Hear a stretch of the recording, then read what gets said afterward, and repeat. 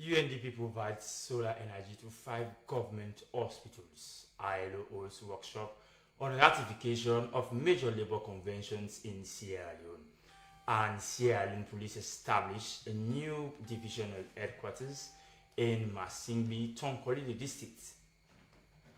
This is News R, issuing live from the Sierra Leone Broadcasting Corporation television on channel 31. Stay with us.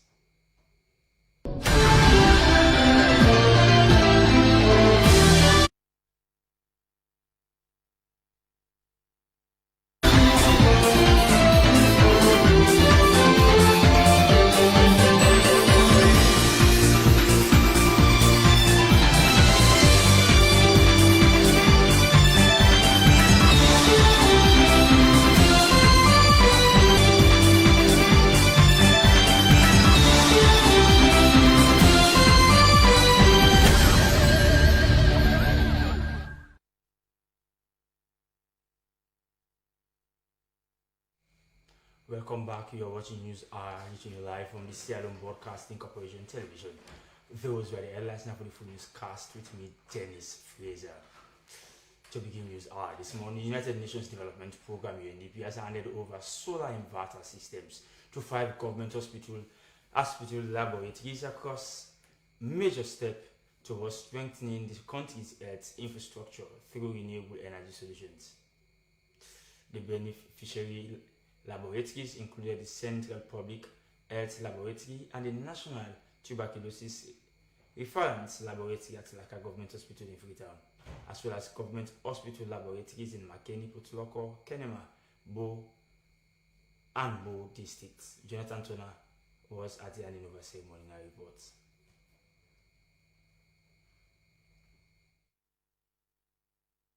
The installations comprise a 100 kVA solar inverter system for the Central Public Health Laboratory and 144 kVA system for the National Tuberculosis Reference Laboratory at Laka, a 150 kVA system for Makeni Government Hospital Laboratory, a 100 kVA system for Potuloko Government Hospital Laboratory, and 200 kVA system for Kenema Government Hospital Laboratory, and a 20 kVA system for Bo Government Hospital Laboratory. The UNDP resident representative, Frederick Ampia, reaffirmed the organization's commitment to supporting governments and expanding access to clean and sustainable energy. He emphasized that the initiative reflects UNDP's continued partnership with governments and other stakeholders to scale up renewable energy solutions that improve access to affordable and reliable electricity while strengthening essential public services. According to him, uninterrupted power supply is critical for the effective functioning of medical laboratories, ensuring the preservation of samples, reliable diagnostic services, and timely healthcare delivery. Thousands and millions of people who will use this facility.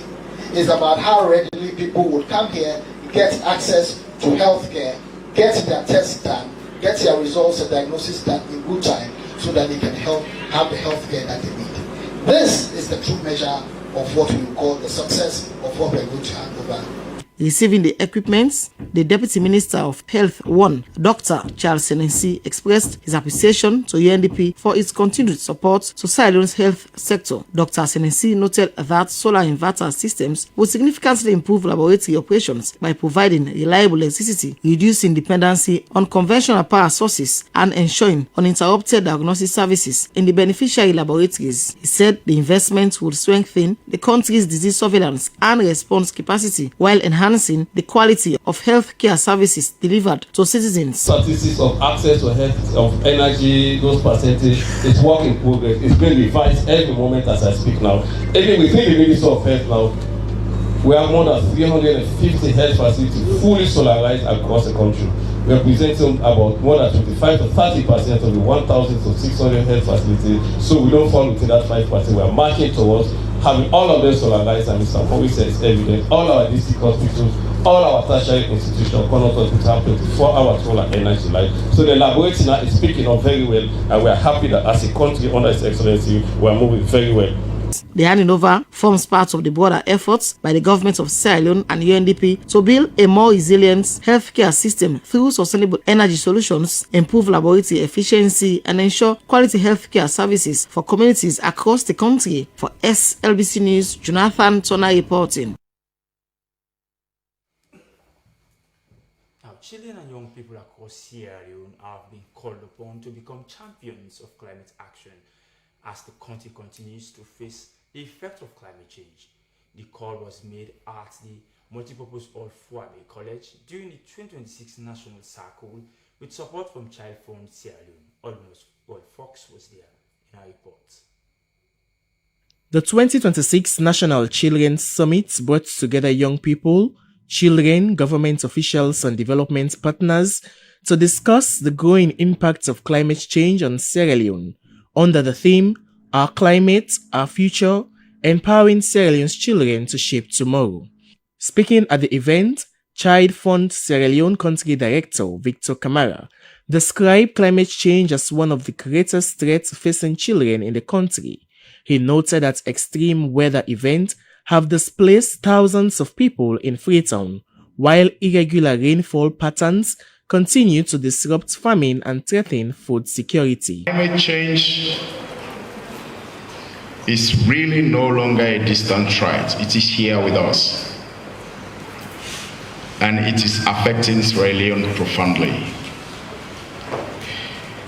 So therefore, the theme that we have today, Our Climate, Our Future, Empowering Sierra Leone's Children to Shape Tomorrow, is appropriate, but also is timely, because you as young people and children are quite important for this journey, and for us to be able to tackle the issues of climate in our country, Sierra Leone. He further acknowledged ongoing government and community initiatives, including efforts by the Environmental Protection Agency to tackle plastic pollution and implement the country's national biodiversity strategy. Delivering the keynote address, the Minister of Environment and Climate Change, Jiwo Abdullahi, underscored the urgent need to address climate change, biodiversity loss and pollution, describing them as a major threat to Sierra Leone's sustainable development. I want to reinforce the fact that for your lives, you will have to deal with crisis of climate change, which essentially means that the weather patterns change over time. So you have rain when you're not supposed to have rain, or the sun gets too hot, extremely hot. You have to deal with biodiversity loss due partly to human action, the deforestation that's taking place across the world, but climate change also has an impact on the biodiversity loss that we see. He further noted that the country's long coastline and continued deforestation has increased the vulnerability of many communities to rising sea levels and environmental degradation. The summit concluded with a strong call for children and youth across Sierra Leone to raise their voices, protect the environment, and hold leaders accountable for policies that secure a safer and more sustainable future for generations to come. SLBC News, Alwyn Roy Fox reporting. And now to one of our headline stories. The Sierra Leone Police has commissioned a new divisional headquarters in Masingwe, Tonkole district. The new facility is intended to bring policing closer to the people. Yusuf Mose Suma witnessed the commissioning in our reports.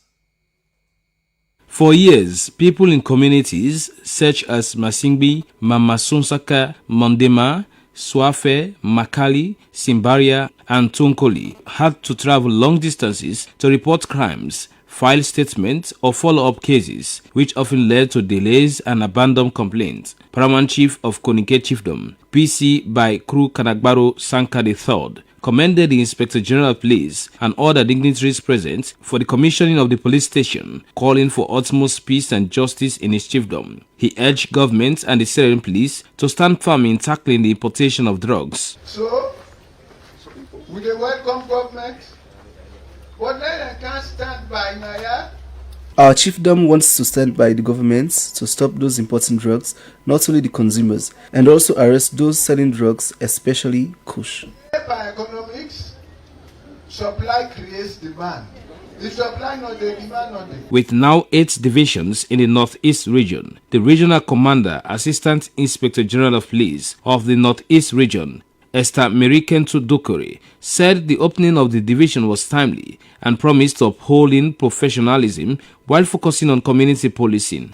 Well, this will be based more on community policing, going closer to the people, because security issues are no longer for the police alone. The people out there will join us to police their communities.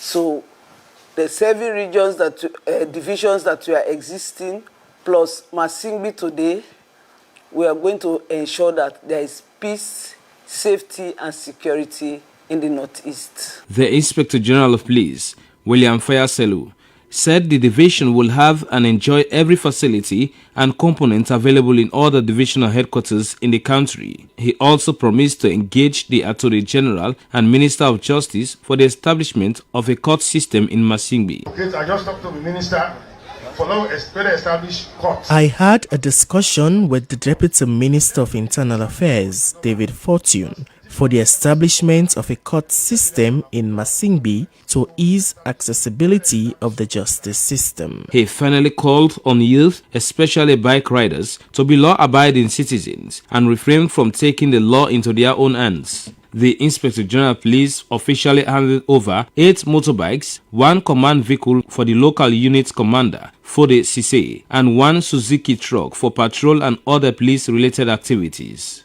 Other dignitaries present were the Resident Minister, Northeast Region, Ibrahim Jallo, Brigade Commander, 4 Infantry Battalion, Deputy Minister of Internal Affairs, David Fortune, Parliamentarian Representative, and Bishop of the Makeni Diocese, Reverend Bob John Koroma, amongst others. The event ended up with the official opening of an OSD office at the Northeast Regional Headquarters in Makeni. Yusuf Mosire Suma, SABC News, Masingbi, Tonkolili District. Now, the Right to Access Information Commission has received a draft copy of its complaint handling manual from a consultant hired by the Commission to develop rules and regulations relating to complaint procedures. The manual was prompted by apparent gaps in the current RIC Act of 2013, which does not make adequate provisions on how complaints from the public can be handled. Moses Conte has more in this report. The Complaint Handling Manual further confers powers to the Right to Access Information Commission to urge MDAs and relevant private entities to grant citizens free and open access to information. It also mandated the Commission to monitor and report on compliance by MDAs and make recommendations for reform. Its relevance was not only to help clarify the complaint process of the Commission, it further makes clear the provisions guiding the process. The 16-page document presents critical governance and operational tools as it deals with critical issues affecting challenges faced by members of the public requesting for information from certain institutions. The chairman of the Right to Access Information, Dr. Sigashaw, said the development of the manual was timely, adding that most public institutions have refused to make certain information available to requesters over the years. We have been trying very hard to improve the policy climate of the Commission. In 2022, the regulations of the Right to Access Information Act, the regulations were enacted, and I think it has helped us a lot because the regulations provided details to the Act itself. But we realized recently that we needed some additional, guidelines, to support our work. So the idea of developing a complaints manual, rules of procedure and complaints manual came up.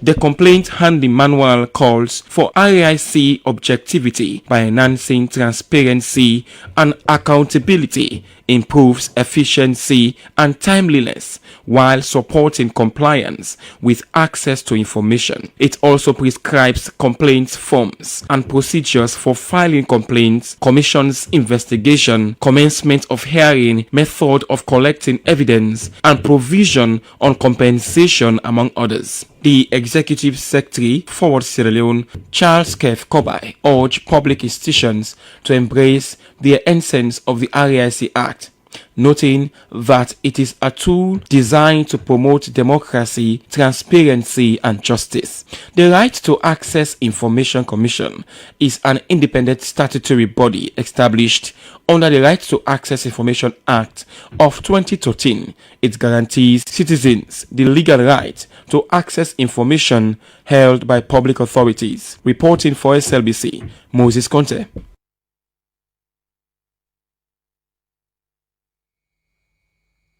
This is News R, reaching you live from the Sierra Leone Broadcasting Corporation Television on Channel 31. We continue with more human interest stories. Fire has engulfed a bungalow at New Glanville community in Freetown, leaving residents homeless. The blaze burnt down a 4-room bungalow to ash at New Glanville. The victims of the unfortunate incident have called on government and humanitarian organizations for support. Sulaman Babature reports. It is a sad moment for residents at Limba Corner, Smart Lane at New Glanville in Freetown.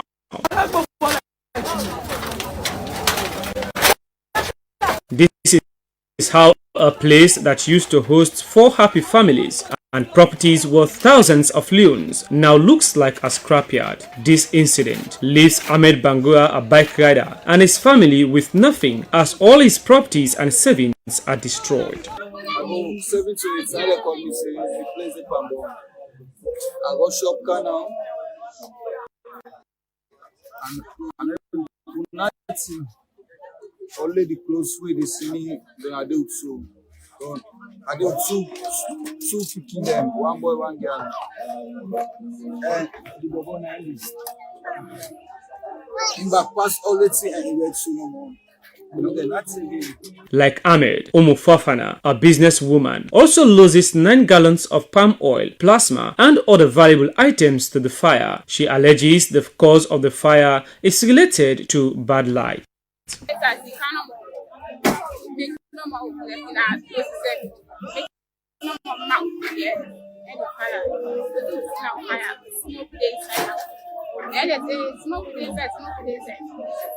time I would grab now, we go inside. When I don't take inside, outside. Get freezer. I'm going to ask me. What's the big? Oh, but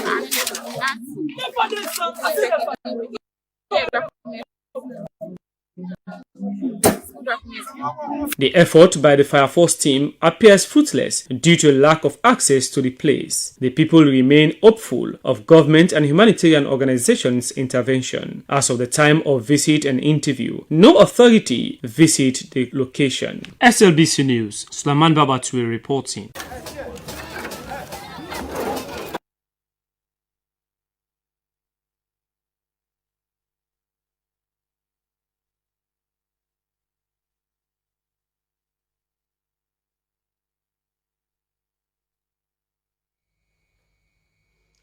The Director of Water Resources in the Ministry of Water Resources and Sanitation, Augustine Tucker, has reaffirmed the government's commitment to achieving Sustainable Development Goal 6, which focuses on ensuring water, access to water sanitation, hygiene, and sustainable water management across Sierra Leone. He made a statement during the stakeholders' engagement on the monitoring of SDG 6 in Sierra Leone. As Aaron Williams reports, the ceremony was held at the Country Lodge Complex in Freetown.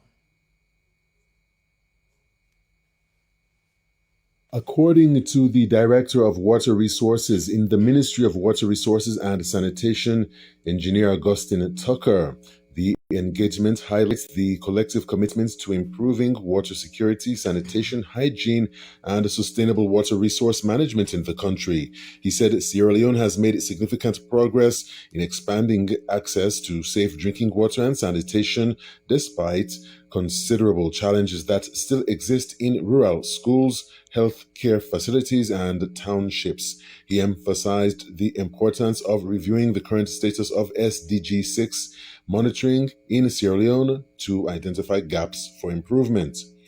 However, we continue to face considerable challenges, particularly in rural communities, schools, healthcare facilities, and rapidly growing urban areas. Climate change, inadequate financing, aging infrastructure, limited institutional capacity, and data gaps continue to impede progress. The Global Monitoring Officer of UN Water, William Reid Head, said that since the adoption of the 2030 Agenda for Sustainable Development in 2015, there has been considerable progress, though at a slow pace. He described monitoring as a key enabler for achieving the SDGs, stressing that it helps improve the status of water and sanitation at multiple levels, strengthens accountability and transparency, supports informed policy and investment decisions, and promotes learning through cross-border data sharing. Monitoring is an important enabling condition for achieving the SDGs for a number of reasons. First, monitoring can lead to improved awareness of the status of water and sanitation at multiple levels and among multiple stakeholders, inspiring discussions and action toward increased sustainability.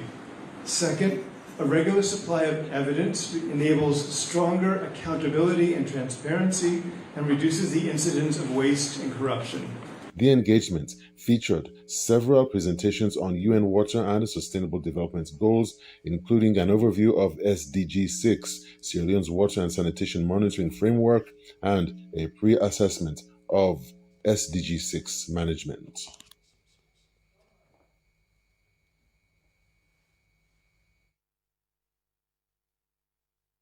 Congress has officially launched the construction of a perimeter fence and a science laboratory for its school at Kisimismes in Freetown, marking a significant milestone for improving security and learning environment. R. Williams again reports.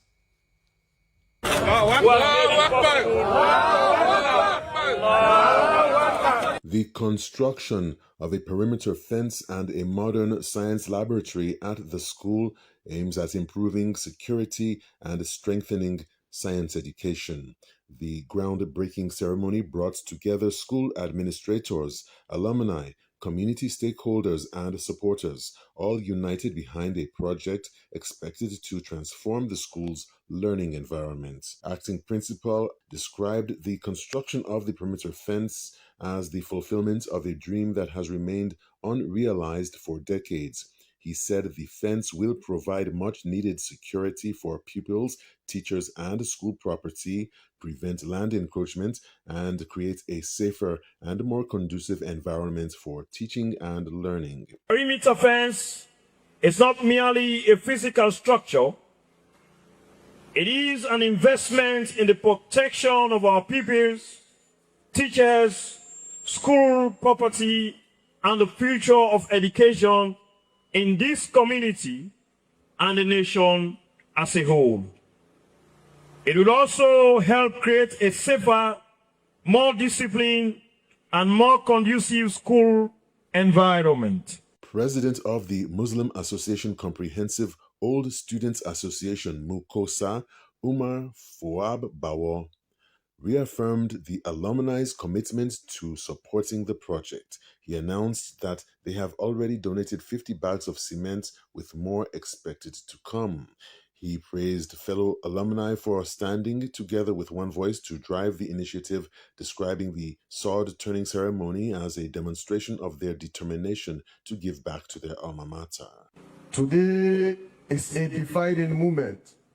We gather not just to turn the soil, but to turn a new page in the history of this great institution. This is our alma mater. Gratitude to this institution, a gratitude for the opportunity given back. Today, we commence the construction of a perimeter fence, a project whose means goes beyond bricks and mortar. A fence represents protection. A fence represents security. A fence represents order. A fence represents dignity. Delivering the keynote address, FBC lecturer and former Mukosa president, Dr. Abdullahi Jallo, commended past and present school administrators, teachers, pupils, and alumni for their unwavering commitment to the institution's growth. He noted that the new fence will not only enhance security but provide the privacy and discipline needed to promote effective teaching and learning. He added that the planned science laboratory will strengthen practical science education and improve pupils' preparation for the skills required for national development. The ceremony climaxed with the symbolic turning of the sword as dignitaries Now, for many women in Sierra, especially those living in rural communities, poverty is more than statistics. It is a daily struggle. Many single mothers who wake up daily with uncertainty of where the next meal will come from or how they will provide for their children. However, for 8,000 vulnerable women across 5 districts, the story may now be changing through the productive social safety net and youth employment projects, or PSSNYE, by the National Commission for Social Action. Stella Bangoa tells us more. With support from a $42 million grant from the World Bank, the government of Sierra Leone, through the National Commission for Social Action (NACSA), has done the symbolic handover of the economic inclusion grants under the Productive Social Safety Net and Youth Employment Project. Each beneficiary from vulnerable households in Pujong, Kenema, Falaba, Karine, and the Western Area Rural District will receive $250 to invest in income-generating activities aimed at improving household livelihoods and reducing poverty. $250 is not small money for our economy, and so we want to encourage our women, our friends, and also getting to ensure that those monies are put in place for the good of not just themselves, the families and the community at large. The cash support follows nearly a year of intensive training for beneficiaries in entrepreneurship, savings, household financial management, and sustainable income generation. The program is designed to ensure that recipients have not only the capital to start or expand small businesses, but also the skills to manage and grow them successfully. According to the Regional Coordinator South, Aminata Vandi, the women targeted make up 91% of all beneficiaries, reflecting government's commitment to empowering those who bear the greatest burden of poverty and household responsibility. So we know from the feedback they gave us that some of the impact we are expecting to see at the end of the project is already seen midway for the project. The savings culture, they did not have there. Now they have. They did not have some monitoring mechanism where they will have money to raise their kids, to go to the hospitals. Now with the savings culture, they had multiple sources of income. Some will sell palm oil, some will sell gari, they will sell cake. So for some participants, they had 2 or more businesses. To guarantee transparency, beneficiaries were identified and verified using data from Statistics Sierra Leone and the Anti-Corruption Commission. Community leaders and stakeholders also played a key role in identifying the most vulnerable households across the selected chiefdoms. For many of the women, the grant is more than financial support. It represents a chance to rebuild their lives, provide for their children, and create a more secure future for their families. I am extremely happy for this initiative. Initially, we had no idea on proper management of our businesses, but now with the training and financial support, I am certain to save more. What would they take? What would they take? What would they take by law? 500,000. Me that million what they take? They really use for me. I am a single mother of 6, so with this money, I can do business to sustain my home. As government and its development partners continue to strengthen social protection, the Economic Inclusion Program is expected to help vulnerable women move beyond dependency towards self-reliance, one household at a time. Reporting for SLBC, Stella Bangura. The Sierra Leone Airport Authority has launched its Integrity Management Committee as part of efforts to strengthen transparency. As Jonathan Turner reports, the Sierra Leone Airport Authority approves the message that integrity is the runway to progress. The launch held during the committee's inaugural meeting marks a significant milestone in the authority's commitment to combating corruption and extortion within the country's aviation sector. During the meeting, members of the Integrity Management Committee were formally introduced, signaling the beginning of a coordinated effort to uphold ethical standards and strengthen public confidence in the operations of Freetown International Airport. General Manager Jack Masako reaffirmed the authority's unwavering commitment to promoting integrity and ensuring that transparency remains central to its operations. He noted that the establishment of the committee fulfills a key requirement of the Anti-Corruption Commission, National Anti-Corruption Strategy (NACS), which requires public institutions to institutionalize integrity management systems. The Integrity Committee is very important. I want to clearly state here that the last results that came out, the Sierra Leone Airport Authority was at the top of it. So we'll continue to play our role and to meet the standards set by the ACC in order to continue to achieve this objective. To demonstrate its support for the initiative, the board and management of the Sierra Leone Airports Authority approved the production of frames, flyers, and medals to promote awareness of the committee's work among staff and stakeholders. The materials will reinforce the message that integrity is the runway to progress. Speaking at the event, Deputy Minister of Transport and Aviation, Rex Bonafa, commended the initiative, describing integrity as a cornerstone for sustainable growth in the aviation sector. Without integrity, no amount of infrastructure or training can sustain progress. The IMC is more than a committee. It is a safeguard. It protects passengers, staff, and stakeholders, while elevating Sierra Leone's reputation in global aviation. Integrity is the runway to progress, and with this launch, Sierra Leone is proving that it can rise as a trusted hub for safe, efficient, and accountable air transport.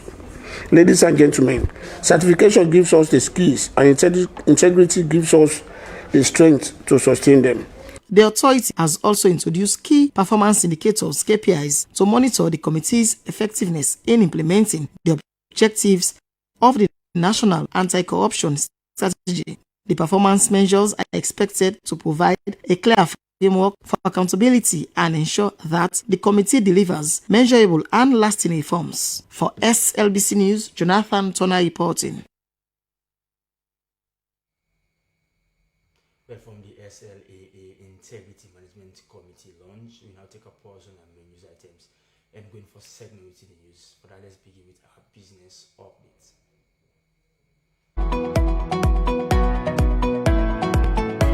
Hello and welcome to another edition of Business Update. This segment brings you the latest in business and its contribution towards impacting the economy. I am Moses Conte. For today's edition of Business Update, the Nigeria Chamber of Commerce has launched the 2026 Nigeria-Sierra Leone Trade Fair. The Nigeria Chamber of Commerce, Industry and Agriculture in Sierra Leone has launched the 2026 Nigeria-Sierra Leone Trade Fair and unveiled the event's official mascot. Speaking at a press conference, the CEO, Agbai Abiosi, said the chamber will serve as a convener to bring businesses from the two sisters nation together while creating the platform for bilateralism. For more on that, let's join our reporter Dennis Fraser, who has that story. They are unveiling it, they are removing the dry ready.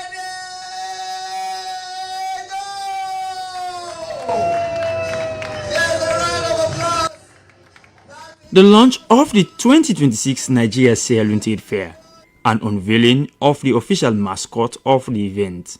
The press conference, which brought together members of the board of the Nigeria Chamber of Commerce, Industry and Agriculture Sierra Leone, business leaders, private sector players, exhibitors and journalists, was intended to create a platform for showcasing investment potentials, business opportunities as well as products manufactured in Nigeria and Sierra Leone. According to the CEO, Nigeria Chamber of Commerce, Industry and Agriculture in Sierra Leone, Agbai Agbosi, for the first time the initiative will bring together Nigerian businesses with their Sierra Leone counterparts to trade in one marketplace, and will also create a platform for bilateralism. They'll gain advantage and access into the Sierra Leone market, especially with the presence of the contiguous states of the Mano region, Mano River Union. So the population of Sierra Leone just being about 8 million is not just going to stop there. They're going to add Guinea, add Liberia, and Guinea-Bissau, which is outside the Mano River, and then Cote d'Ivoire. The chairman of the organizing committee, Remy Okafor, said the Nigeria Chamber of Commerce, Industry and Agriculture is an offshoot of the Nigeria Sierra Leone Joint Commission, established under the auspices of the Nigeria High Commission as an umbrella body of Nigeria businesses that are established in Sierra Leone, and to be able to guide Sierra Leonean businesses wanting to invest in Nigeria. Indigenous Sierra Leoneans are coming up in business now like never before. Indigenous Sierra Leonean business is taking over. If you then are alone today, you don't know what is happening. You don't know that business revolution is taking place in Saloon. In the next 5 years, you will be missed out. It is expected that businesses in Sierra Leone will benefit from the trade fair, whilst Nigerian manufacturers will take advantage of the Sierra Leone Industrial Zone through business and investment opportunities. SLBC Business News, Dennis Fraser reporting. Many thanks for that report, Dennis Fraser. Well, that's all we can share in today's edition of Business Update. I've been your presenter, Moses Conte. Keep watching the SLBC.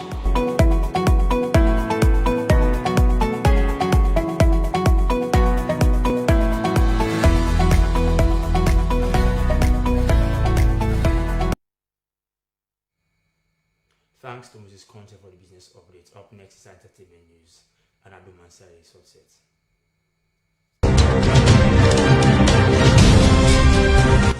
Hello and welcome to another update of our exciting entertainment news with me, Abdul Mansari. In this edition of entertainment news, Drizzly launches Running Out of Time Salon song. Taylor Swift marries Travis Kelce, and of course, Creole Messiah clocks 70k followers on Audiomack. Now, Drizzly, together with other Sierra Leonean Gen Z stars, April, Aminish, Boy, Danny, and Incredible JJ released the Running Out of Time Salon Roots song days ago and has already gotten more than 1.3k followers on YouTube. The song was launched on Saturday, July 4th, 2026. So, even if I don't get the money for take certain things in there, but I want for the part of a group where go make sure say with more lights to some of them in there so we go able for change. The Roots song aimed at sensitizing citizens, especially youth, on their responsibility to protect and make the change necessary for better Sierra Leone. From 1961, them still not change the plan. Now all thing now we on. Now we forbid the change when we want to see. From 1961, with all the dreams and no plans. Now we understand, say. Now we forbid the change when we want to see. Give we road for control. Now we running out of time, no they wait for 1, 2. Every other day they get plan B. Red and green promises when no they ever come true. Gay now with only one mulala.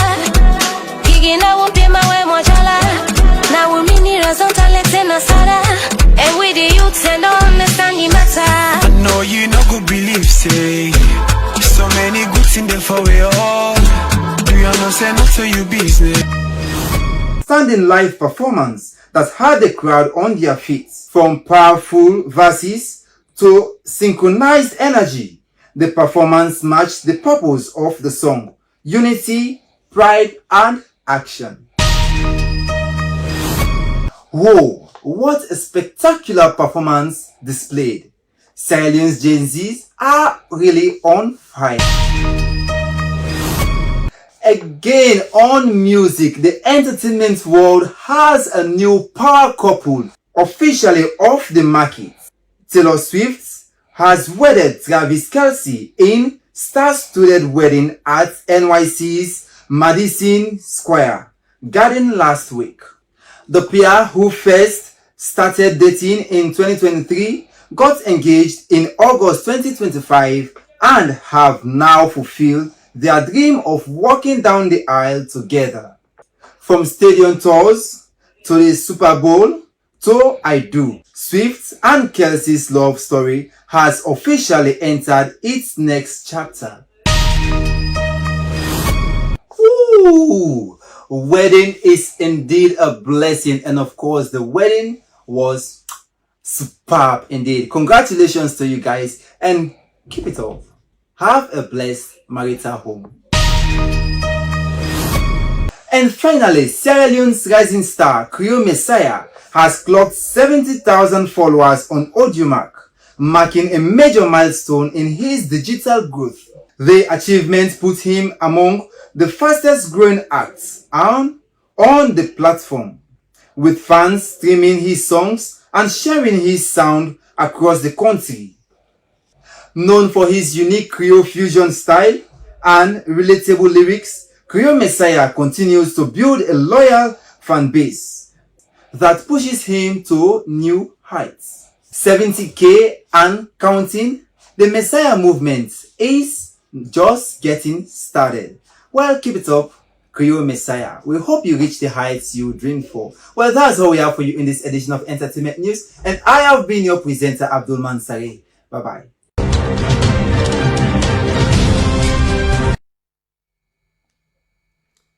Many thanks to Abdul Mansari for bringing us our entertainment news. Up next is the sports updates with Abdul Kabir.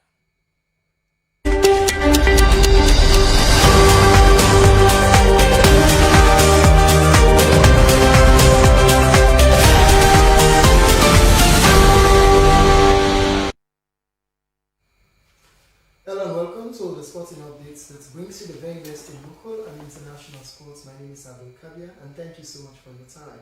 Well, for Spain, they sailed through successfully after a 1-0 win over Portugal. Well, now, women's volleyball in Sierra Leone is gaining new grounds in terms of the players who are excelling in the game so far. For youngsters, they emerged as champions in 2026 Western Area Volleyball Championship. Here is the update. Young Stars have been crowned the 2026 Western Area Women's Volleyball Champions after defeating arch-rival Super 6 ladies in the final of the late-retired WO2 Joseph Fasali Koroma Memorial Championship at the Wilberforce Arena. The triumph marks a historic achievement for youngsters who delivered an outstanding performance throughout the tournament to secure the Western Area title. The highly anticipated final lived up to expectations, with both sides producing fascinating and intense point-for-point exchanges. Despite a spirited challenge for Super 6 ladies, youngsters remained composed in the decisive moment, winning in straight sets to successfully retain their crown. Speaking during the tournament, Western Area Volleyball Association President Moses N. Koroma described the championship as a major boost for the development of volleyball in the region. He praised the high standard of competition and urged sponsors and stakeholders alike to continue investing in the growth of the sport. A marathon competition, a month-long competition. The essence or the rationale behind this competition has been to get qualified teams to our national club championship. That will be held in both sometimes around November and December. But of course, for me personally, I'm very happy about the turnout. I'm very much happy about the performance of the players, and above all, I'm very much impressed about the sponsor that we got for this year's competition. The Wilberforce Arena was packed with enthusiastic spectators who were treated to an entertaining display of high-quality volleyball from both finalists. Youngsters standout player Rosalind Showers attributed the team's success to discipline, hard work, and determination. We always work hard, we play hand to hand. Anyone will fall short, we always come around her and build her up and building confidence. And so we don't secretly as Youngster Volleyball Club. And noting that the players remain focused throughout the competition. Meanwhile, Super 6 ladies player Khadija Bai Kamara called on the authorities and corporate partners to invest more in women's volleyball, stressing that increased support and recognition will help the women's game achieve greater growth and development. The defense and the blocks. Because today I think I only blocked one ball from our team, and all the other blockers they didn't have to, or they were not able to block the balls, and our defense was weak. Even the captain was telling us for us to improve on the defense, but it was still weak and we were relaxed. The championship once again highlighted the rising standard of women's volleyball in the Western area and reinforced the growing potential of the sport in Sierra Leone. Now to 2026 FIFA Men's Football World Cup. An update from our intern, Alimami Conte. Brazil suffered a setback after losing 2-1 to Norway in the round of 16 of the 2026 FIFA Men's World Cup. The Vikings secured victory thanks to a brace from Alan, who opened the scoring with a powerful header before sealing his second with a stunning strike from outside the box. Neymar Jr. pulled one back for the Selecao from the penalty spot, but it was not enough to force a comeback. Brazil will feel aggrieved after missing key challenges earlier in the match, with Guimaraes missing the 13th minute penalty and Edric failing to convert a one-on-one opportunity in the 60th minute. Elsewhere, 10-man England battled their way into the quarterfinals after a dramatic 3-2 win over co-host Mexico at the Estadio Azteca, handling El Tri their first ever defeat at the iconic venue. Thomas Tuchel's men took an early lead through a quick-fire brace from Bellingham within 90 seconds. Mexico responded through Quinones before halftime. England were reduced to 10 men early in the second half after Kwanzaa was sent off, adding to their right-back corners. Despite the setback, Harry Kane extended England's lead with a 6th goal of the tournament, placing him just behind Lionel Messi, Kylian Mbappe and Haaland in the top scorers chart. Raul Jimenez pulled one back in the 69th minute, but Mexico's late pressure, backed by 20 total attempts, was not enough to avoid elimination. Meanwhile,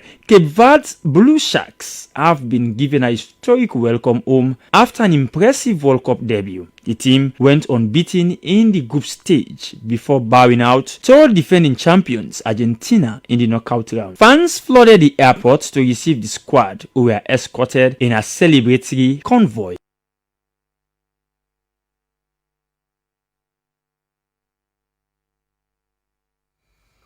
And that ends your update, and thank you so much for watching. See you next time.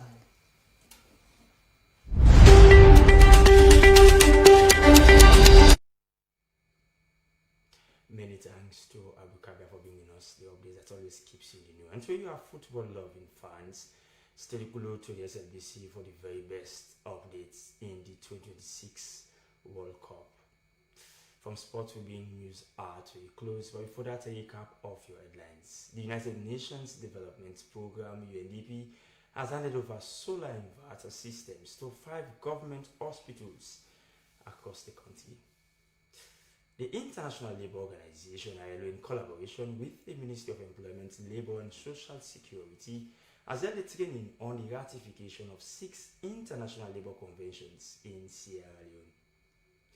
And finally, the Sierra Leone Police has established a new divisional headquarters in Masimbi, Tomkolili district. And that's all on news. Many thanks for watching. The news returns at 10 this morning, though in brief, but also be on